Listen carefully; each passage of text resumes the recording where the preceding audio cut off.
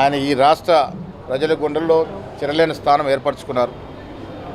ఇవాళ వారి వర్ధంతి సందర్భంగా వారికి మనస్ఫూర్తి నివాళులు. వారు ఎప్పటికీ మన మధ్యనే ఉంటారనే మాట కూడా ఈ మనవి చేస్తూ ఉన్నాం.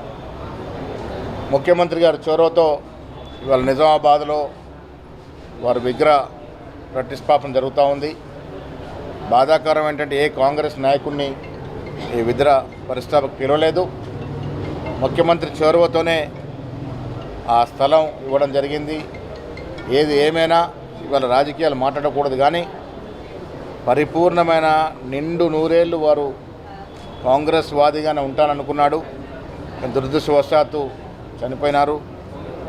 వారి ఆత్మకు శాంతి చేకూర్చాలని వారు మాకిచ్చిన సందేశం ఎల్లవెల్ల ఉంటుందనే మాట ఈ సందర్భంగా మనవి చేస్తాం.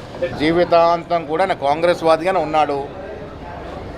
జీవితాంతం బీజేపీ సిద్ధాంతాలని, బీజేపీ పార్టీని, ఆర్ఎస్ఎస్ సిద్ధాంతాలని వ్యతిరేకించిన ఆ మహనీయుడు విగ్రహం ఇవాళ అన్వేలింగ్ అనేది బీజేపీ నాయకుడు అమిత్ షా గారు చేస్తూ ఉన్నారు. ఆయన మనసు బాధపడుతుందని మాత్రమే ఈ సందర్భంగా చెప్పగలను.